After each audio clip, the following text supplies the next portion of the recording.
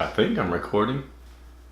I don't see the I don't see the red dot. I hope I'm recording.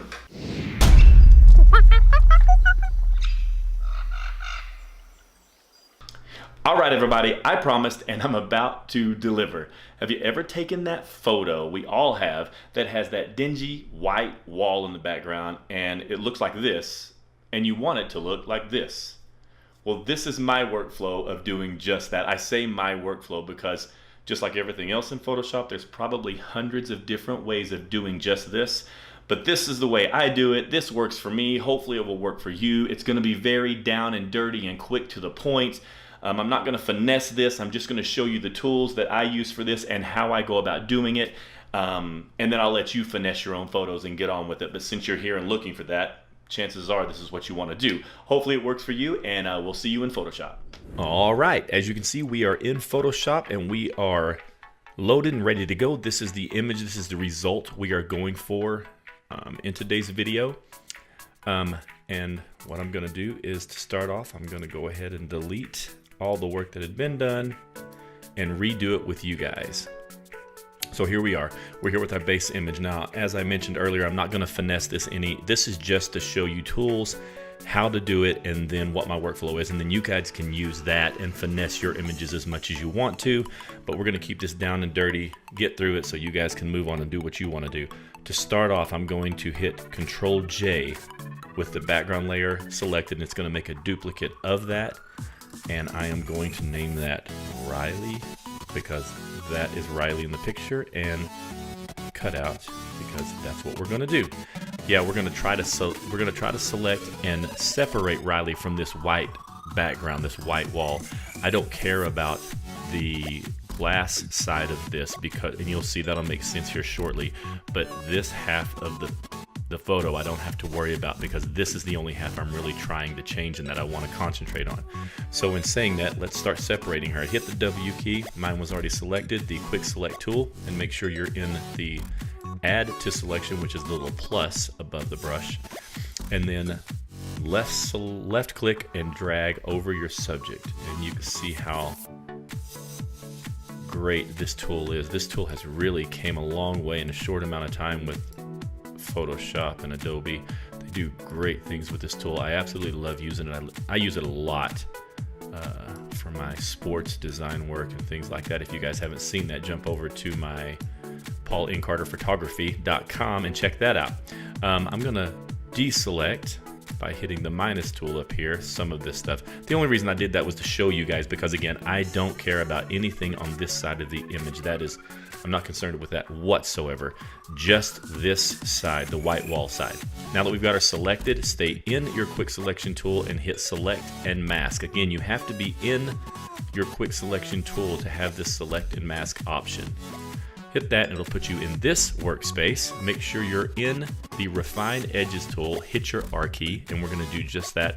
We're gonna refine our edges. You can zoom in, you can take time, you can mess with some of those dials on the right side. We'll talk about that here in a second.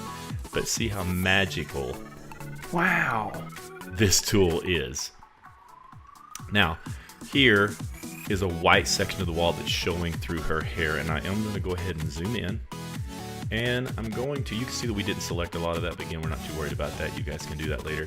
I'm going to increase my radius. I'm going to use a smart radius, and I'm going to increase that shift edges somewhat. And I'm also going to go over to my black and white, because I like to really work in these areas with that. Make sure that's still selected. Now let's go over this. Now you can see that it's going to slow down a little bit as to how we were working and how quick it works, but not much. I'm even using my capture software right now, and you can see it's still kind of buzzing right through it. So it's not that big a deal. But depending on what computer and setup you have, it might become a big deal. So keep that in mind when you start messing with these levers, because you can see we barely adjusted that whatsoever, and it started doing that. So I think that that should be pretty cool for these purposes. So I'm going to go back to the overlay, and I'm going to back it out. Control 0 will put us back at full screen. And you can see that we've got a pretty good selection for the time we've spent. We've got a pretty good selection for that. So what I'm going to do is go down to my output 2, drop down, and select new layer with layer mask. That's the way I like to work. You can do that however you'd like. But there is my new layer with my layer mask. If you do not know, if you're really new to Photoshop and you don't know what masks are, it's pretty important that you learn that. I'm going to do some more videos here in the very near future, and masks is going to be one. I'm going to drop some knowledge on you when it comes to masks. Very important that you kind of know that this is what a mask looks like in Photoshop. We just did that, and you can tell when you get rid of that bottom layer, you turn it off. See, this looks really bad over here because we did nothing to it. It's supposed to look really bad. This looks really good, especially for the time that we spent doing it. Looks really good for what it is. We'll turn that back on, and now we're going to turn that wall pink. Go ahead and select the bottom layer and Control J to make a copy of that, and we're going to title it Pink Wall.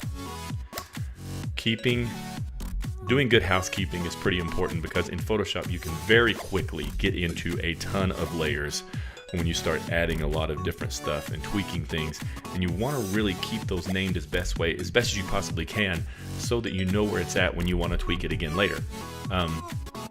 So I try my best to do that. Okay, select the pink wall and go down here to your adjustment layers and hit hue and saturation. It's going to put it above the pink wall because that's what's selected, and you're going to hit the little magic button here, colorize. Wow. Oh, done. See how easy that was? Now you're going to pick your color, turn up that saturation. Well, I did anyway. You can do whatever you choose, but you can see how quick you can really start bringing this picture to life, and it starts really breathing. To me it does anyway. I really like the way it looks.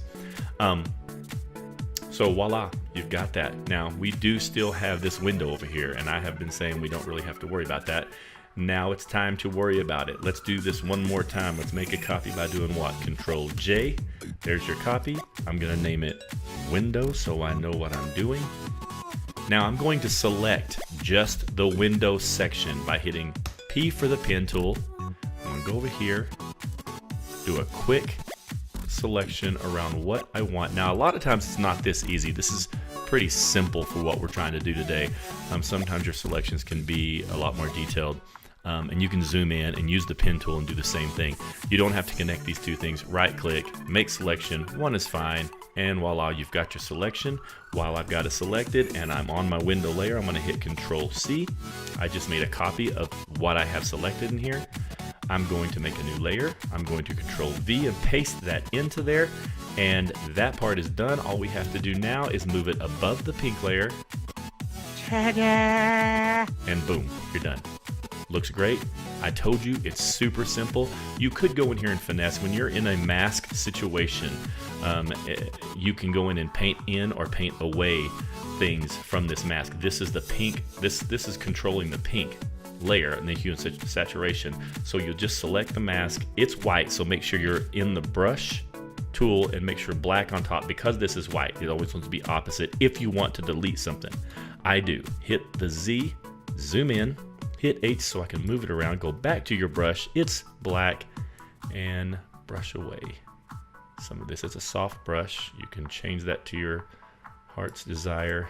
Hit H, move around, look down in here, see if there's anything you want to touch. I think it looks pretty good. Sometimes you'll see some spillover from that pink in the hair.